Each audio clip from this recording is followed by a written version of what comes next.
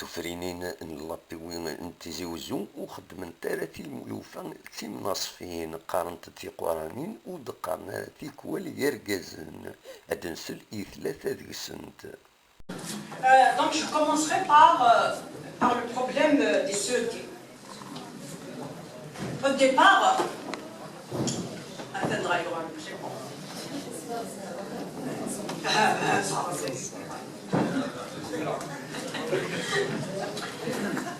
donc je commencerai par le problème du CET d'Arrêt.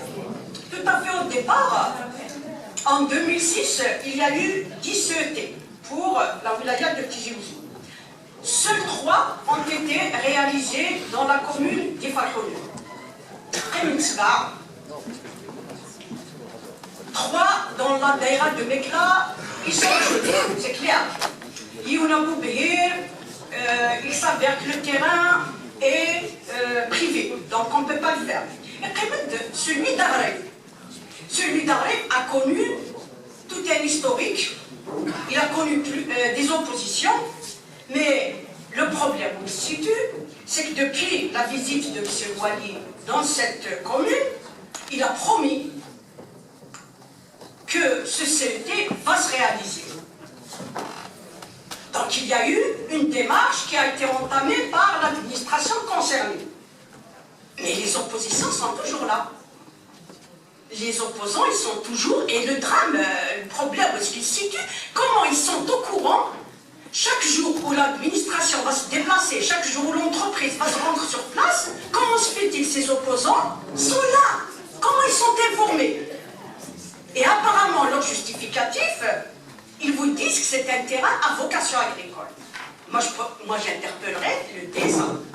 Maintenant, si ce terrain est effectivement à vocation agricole, moi vous me connaissez, là je défendrai à vie 1 mètre carré à vocation agricole. Si c'est le cas, ils sont dans la raison, dans la logique. C'est vrai, si c'est un terrain agricole, parce que si on implante un CET sur une terre fertile, c'est fini, on la tue cette terre-là. Donc il faut bien aller chercher ailleurs. Si ce n'est pas le cas, je pense que quand un wali qui est représentant du gouvernement se prononce publiquement sur un projet, il doit se faire.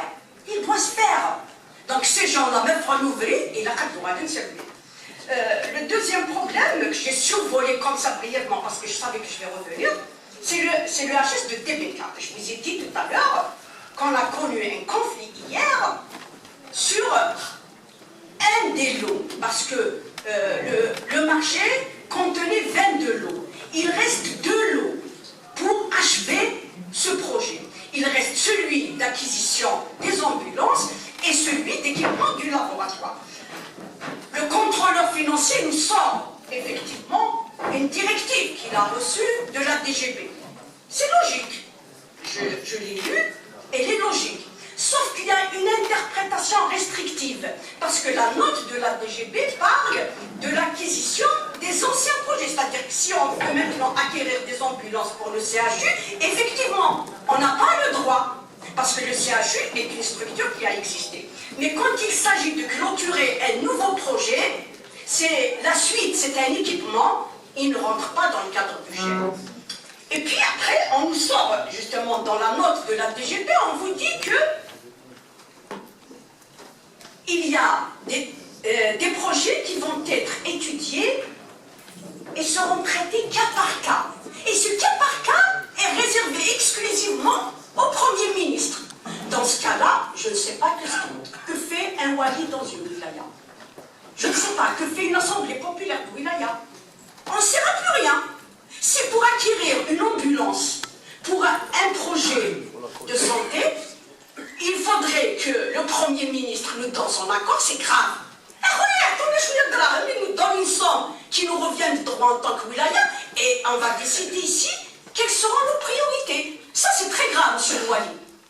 Si pour continuer, pour achever un projet, pour réhabiliter une structure, parce que ça va vers les réhabilitations, mais qu'il y ait certains camarades sont libres quand ils nous parlent de déviation d'une ville, quand on me parle de tel ou tel projet. La réhabilitation nous est interdite, tout est gelé. C'est ça le drame, il n'y a plus rien à faire. Je pense qu'il faudrait tous qu'on rentre chez nous. Il n'y a plus rien à faire. Tout est fini. Madame, vous avez consommé le PCD. Le dernier. Je reviens, les PCD. Il y a eu l'arbitrage au niveau de la wilaya. Donc les maires frontiers l'arbitrage. Ils sont rentrés chez eux. Ils ont préparé les fiches techniques. Ils ont averti les villages. Une note leur tombe du ciel. Comme quoi leurs PCD sont réduits de 40%. Mais vous imaginez ce qui va se passer après avec les villages? Moi j'ai de la peine pour mes collègues maires. Comment les villageois, ils les ont réunis dans le cadre de la nouvelle démocratie participative gouvernementale, ils les ont réunis, ils les ont informés de tel et tel projet. Certains maires même ont travaillé avec les comités de village, avec les associations. Et aujourd'hui, à quel village ils vont enlever leur Madame, c'est bon. C'est dommage. La mise à disposition des terrains. Or, avant même cette crise, la PMU de Tizi Ouzou avait délibéré. Elle avait délibéré pour un motif très simple. L'assainissement juridique du foncier industriel dans la wilaya. En application à cette délibération qui a été envoyée à qui de droit, nous, les élus, nous avions interpellé l'ONI pour lui demander l'état d'exécution de cette délibération. Or, à ma grande surprise, on nous envoie une réponse qui porte un tableau de la situation physique numérique des zones qui existent dans la wilaya, des terrains qui sont attribués et des terrains qui restent attribués, c'est-à-dire zéro. Mais la délibération visait à amener les pouvoirs publics dans cette wilaya à récupérer les lots qui ont été attribués et qui n'ont jamais servi d'assiette à un projet dans cette wilaya. C'est-à-dire presque plus de la moitié des lots à travers toutes les zones d'activité existantes dans la wilaya, gérées par la SOGI ou par l'agence foncière. Des terrains qui sont clôturés pour la moitié, qui sont à l'abandon ou revendus ou bâtis, des résidences pour certains. Et on avait demandé ça, la délibération visait à récupérer ces terrains. Une opération qui a commencé dans toutes les autres wilayas sauf à Tizi Ouzou, alors Tizi Ouzou a été la première à délibérer.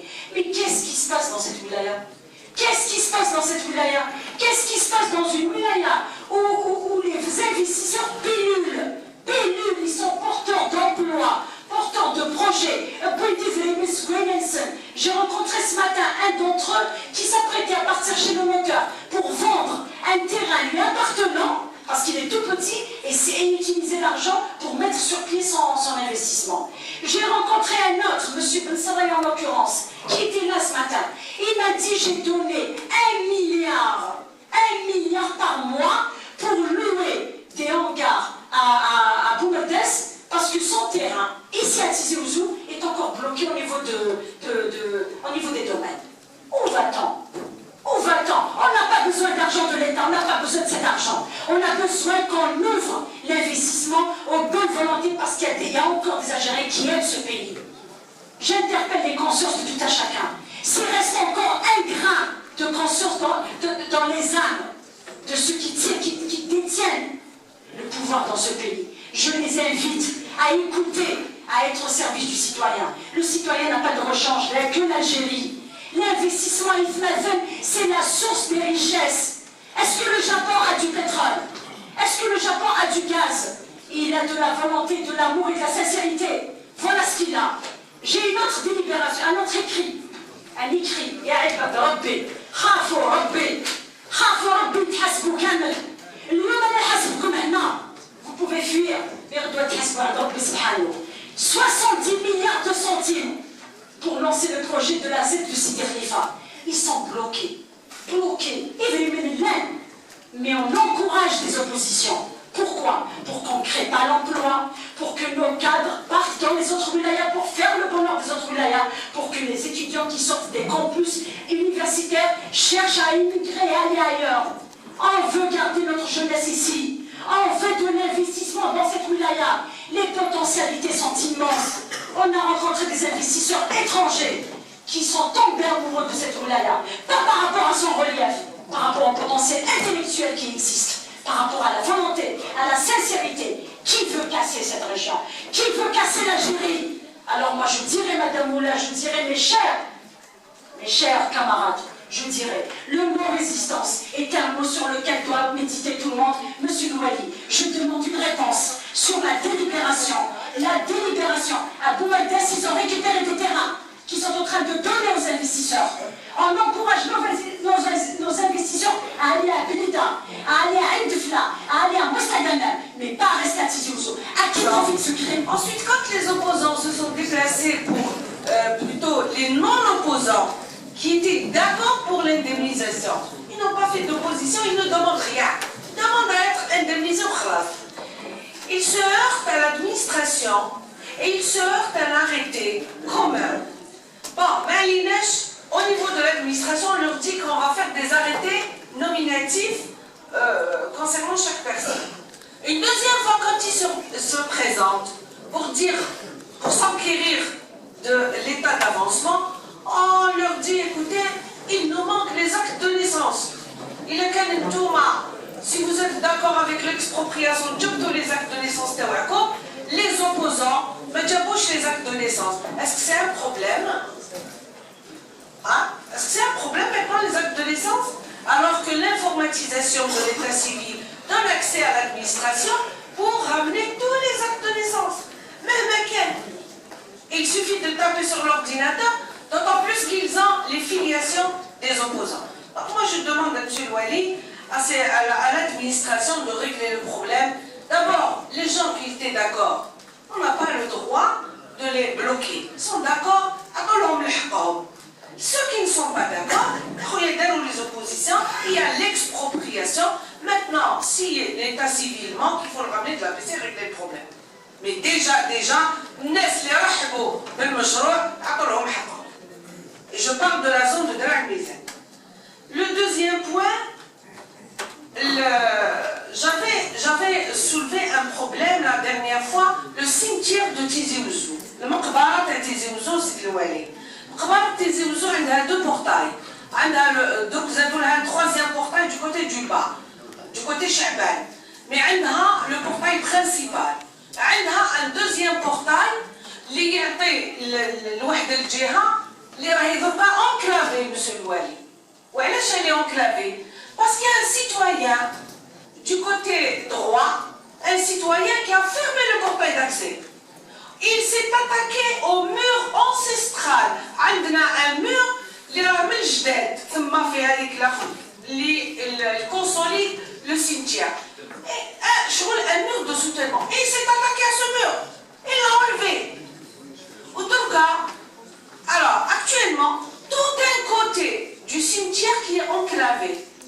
Alors, les personnes âgées qui avaient le droit d'accès en voiture, les djihad à droite du cimetière. Maintenant que le portail est fermé,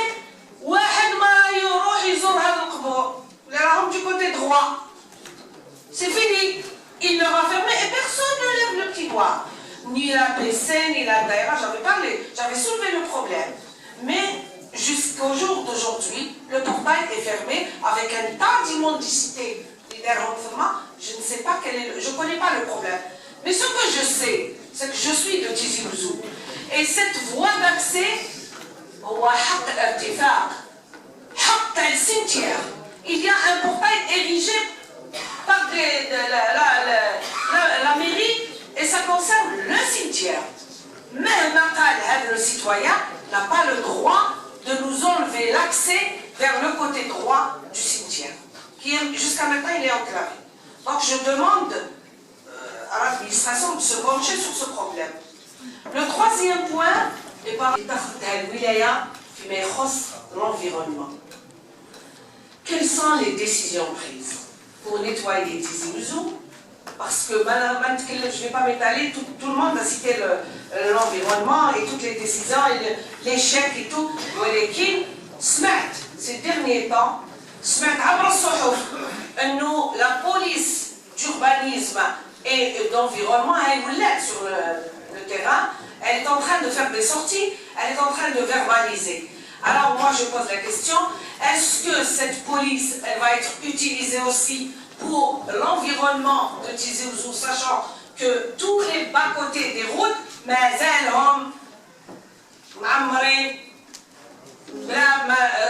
sont sans évoquer les بالقاسم محمد السعيد سكت يزوزو